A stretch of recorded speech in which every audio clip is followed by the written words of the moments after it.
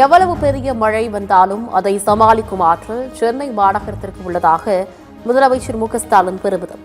2015ஆம் ஆண்டு செயற்கையாக ஏற்படுத்திய வெள்ளத்தால் பாதிக்கப்பட்டதை சென்னை மக்கள் மறந்திருக்க மாட்டார்கள் எனவும் முதல்வர் பேச்சு.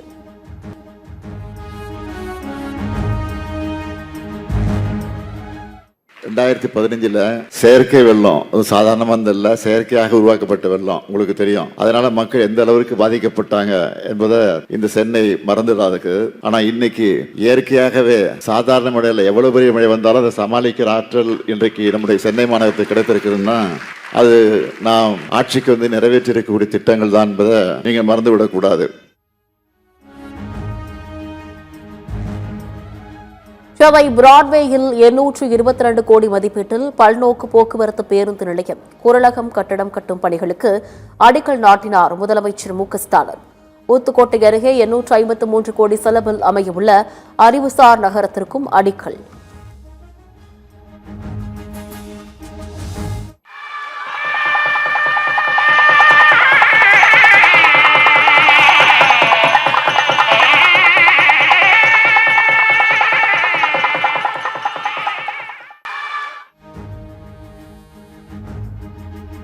ஜவுளி நிறுவனங்கள் அதிநவீன இயந்திரங்களை வாங்க 20% மானியம். கோவை கொடிசியா வளாகத்தில் முதலாவது ஜவுளி மாநாட்டை காணொலி மூலம் தொடங்கி வைத்த முதலமைச்சர் மு க ஸ்டாலின்.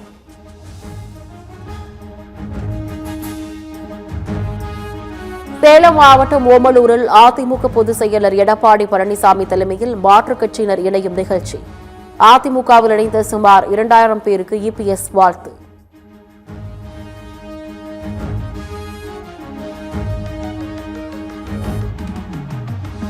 அதிமுக மீண்டும் ஆட்சி அமைத்தவுடன் அம்மா மினி கிளினிக் கொண்டு வரப்படும்.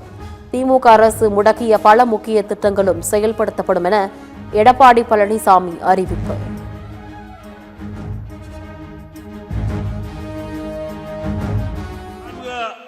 அம்மாவுடைய அரசு இருக்கின்ற பொழுது ஏழை மக்கள் அதிக வசிக்கக்கூடிய பகுதியை தேர்ந்தெடுத்து அந்த பகுதியிலே அம்மா மினி கிளினிக் கொண்டாந்தோம். திரு ஸ்டாலின் அரசாங்கம் அதை கூட பொறுத்துக் கொள்ள முடியாம அம்மா மினி கிளினிக் திட்டத்தை மூடிவிட்டார்கள். மீண்டும் அதிமுக ஆட்சி அமைந்தவுடன் அம்மா மினி கிளினிக் திட்டம் தொடரும். 10 தோல்வி பழனிசாமி என்ற முதல்வர் மு க ஸ்டாலின் விமர்சனத்திற்கு இபிஎஸ் பதிலடி. மரியாதை கொடுத்தால் மரியாதை கிடைக்கும், அவதூறாக பேசினால் தக்க பதில் தருவோம் என திட்டவட்டம். ஸ்டாலின் அவர்களே, மரியாதை கொடுத்தால் மரியாதை கிடைக்கும், இல்லாவிட்டால் எங்களுக்கும் பேச தெரியும். அவதூறு பிரச்சாரத்துக்கு ஆளாக்கினால் நிச்சயமாக உரிய பதிலடி கிடைக்கும் என்பதை தெரிவித்துக் கொள்கின்றேன்.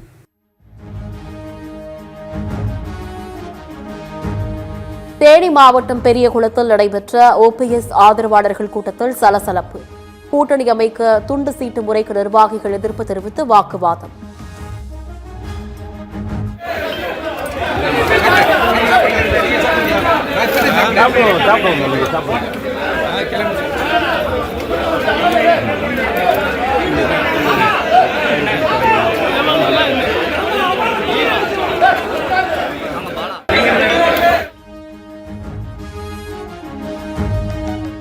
சட்டமன்ற தேர்தலில் யாருடன் கூட்டணி என இதுவரை முடிவு செய்யவில்லை.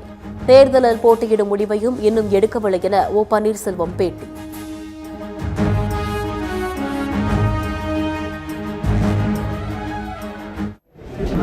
தேர்தலில் தனி கட்சி துவங்குவதும் இல்லை என்றும் தேர்தலில் போட்டியிடுகின்ற முடிவினை இன்னும் நாங்கள் எடுக்கவில்லை என்றும் நான் முதலில் பத்திரிகை மற்றும் தொலைக்காட்சி நண்பர்களுக்கு தெரிவித்துக் கொள்ள கடமைப்பட்டுள்ளேன். அதிமுகவில் மீண்டும் இணைய டிடிவி தினகரன் மூலம் தூதுவிடும் ஓ பன்னீர்செல்வம். பிரிந்து கிடக்கும் அதிமுக ஒன்றிணைய வேண்டும் என்பதே அனைவரின் எண்ணம் என ஓபிஎஸ் பேட்டி. போராடி கொண்டிருக்கிறோம் என்பதை முதலில் நீங்கள் புரிந்து கொள்ள வேண்டும். அந்த நிலையிலிருந்து நாங்கள் மாறுபட வேண்டும் என்று சொன்னால் விரைந்து கிடக்கின்ற அனைத்து இந்திய அண்ணா முன்னேற்ற கழகத்தினுடைய புரட்சித் தலைவர் அன்பு அம்மாவுடைய சக்திகள் ஒருங்கிணைய வேண்டும் என்பதுதான் எங்களுடைய தலையாய கோரிக்கை என்பது ஓபிஎஸ்ஐ மீண்டும் அதிமுகவில் சேர்ப்பதற்கு வாய்ப்பே இல்லை. பொதுக்குழுவில் எடுத்த முடிவின்படி நீக்கப்பட்ட ஓ பன்னீர்செல்வத்தை அதிமுகவில் மீண்டும் சேர்க்க முடியாது என இபிஎஸ் திட்டவட்டம்.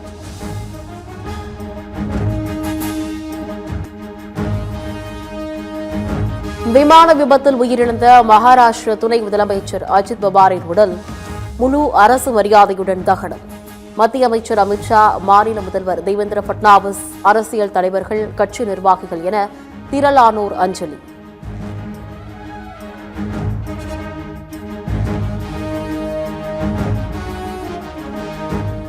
சிவகங்கை மாவட்டம் கீழடியில் திறந்தவெளி அருங்காட்சியகத்தை நாளை மறுநாள் திறந்து வைக்கிறார் முதலமைச்சர் மு.க.ஸ்டாலின்.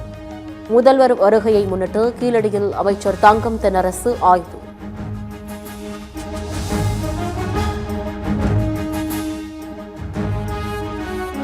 சென்னை நொலம்பூர் பகுதியில் செயல்படும் தனியார் பல் மருத்துவமனைகள் புகுந்து கொள்ளையர்கள் கைவரிசை. 25,000 ரூபாய் ரொக்கம், விளக்குகளை களவாடி சென்ற கொள்ளையர்கள் சிசிடிவியால் சிக்கினர்.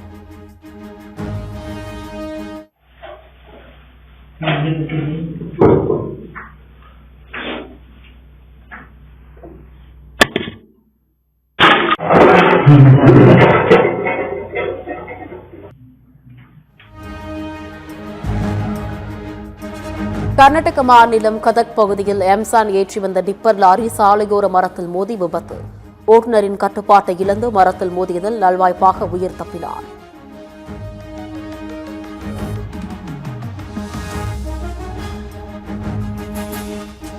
இந்தியா ஐரோப்பிய ஒன்றியம் இடையே தடையில்லா வர்த்தக ஒப்பந்தத்திற்கு அமெரிக்கா கடும் எதிர்ப்பு. உக்ரைன் மக்களின் நலனை விட தனது சொந்த லாபத்திற்கே ஐரோப்பா முன்னுரிமை தருவதாக குற்றச்சாட்டு.